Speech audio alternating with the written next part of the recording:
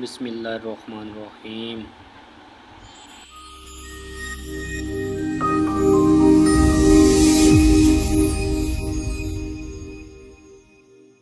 حضرت سلمان فارسی رضی اللہ تعالیٰ عنہ کا واقعہ۔ حضرت سلمان فارسی فرماتے ہیں کہ میں صوبہ عفان کے ایک علاقے کا فارسی ناس نوجوان تھا، اور جس بستی میں ہم رہائش پذیر تھے اس بستی کا نام جے تھا۔ میرے باپ اس بستی کے سردار تھے۔ میرے باپ اس بستی کے سب سے مالدار رقبدار شخص تھے اور مجھ سے بے حد محبت کرتے تھے۔ جس دن میں پیدا ہوا تھا اس دن سے اس نے مجھے سے دنیا کی ہر چیز سے زیادہ عزیز رکھا تھا۔ جیسے جیسے میری عمر بڑھتی گئی ویسے اس کی محبت اور شفقت میں دن بہ دن اضافہ ہو گیا۔ مجھے گھر کی چار دیواروں میں اس طرح پابند کر دیا جس طرح گھر کی دو شہزادیوں خوبصورت حسین اور جمیل کنواری لڑکیوں کو گھر میں پابند کیا جاتا ہے۔ میں نے محبت کے اس قید خانے سے موضوعات کی تعلیم حاصل کرنا شروع کر دی۔ اس میں بہت زیادہ محنت کی اور اس میں ایک خاص مقام پیدا کر لیا۔ بالآخر مجھے اس آگ کا نگراں بنایا گیا جس ہم پوجا کرتے تھے۔ اس دن جلائے رکھنے کی ذمہ داری میری تھی اور میں ایک لمحے کے لیے بھی نہیں سمجھ دیتا تھا اور میں اشتعاق کا محافظ بن گیا۔ میرے والد اپنے علاقے کے بہت بڑے جاگیردار سالانہ مقام میں ہمارے گھر آتے تھے۔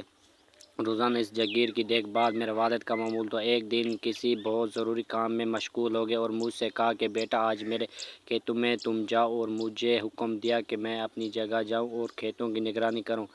گھر سے تو اپنی جائیداد کی نگرانی کرنے کے لیے نکلا تھا، لیکن راستے میں میرا گزر ایک نصاری کے گجے کے پاس سے ہوا۔ سحر کے لیے سمجھ چلا گیا۔ میں نے ان کی عبادت کرتے ہوئے دیکھا تو مجھے ان کی عبادت کا طریقہ بہت پسند آیا اور میں اس دین کو بہت پسند کیا اور لگا شام وہاں سے۔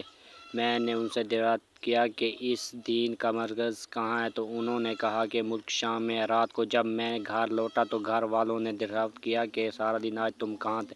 میں نے سارا واقعہ سنایا اور میرے باپ نے کہا بیٹا دین اچھا نہیں ہے، تیرے اور تیرے بڑوں کا جو دین ہے وہی بہتر ہے۔ میں نے کہا ہرگز نہیں، دین بہتر ہے۔ میرے جانب سے خدشہ ہوا کہ چلا جائے، اس سے اس نے میرے پاؤں میں ایک بٹری ڈال دی اور مجھے گھر میں ہی قید کر لیا۔ میں نے ان عیسائیوں سے کہا کہ بھیجا کہ جب ملک شام میں سوگند آئے تو اسے جو کر آتا ہے تو مجھے اطلاع کرو۔ چنانچہ کچھ سوگر آئے اور عیسائیوں نے مجھے اطلاع دی اور جو سوگند واپس جانے لگے تو میں نے اپنے پیروں کی بینڈل کاٹ دی اور بھاگ کر ان کے ساتھ ملک شام چلا گیا۔ وہاں پہنچ کر میں نے تحقیق کی کہ اس مذہب کا سب سے زیادہ ماہرین کون شخص ہے۔ لوگوں نے بتایا کہ جائے فلاں پشتہ ہے۔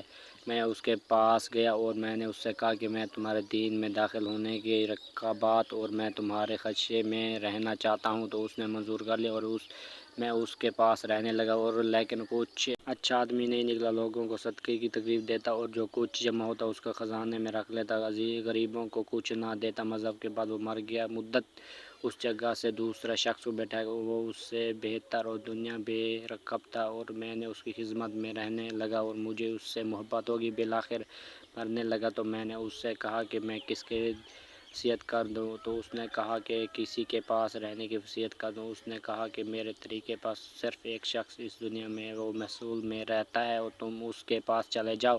میں اس سے مرنے کے بعد موصول چلا گیا اور میں نے چل کر اپنا قصہ سنایا۔ اس نے کہا خدمت میں رکھ دیا اور بہتر آدمی تھا۔ بالآخر وفات ہونے تک میں نے اس سے پوچھا کہ میں کہاں جاؤں۔ اس نے کہا فلاں شخص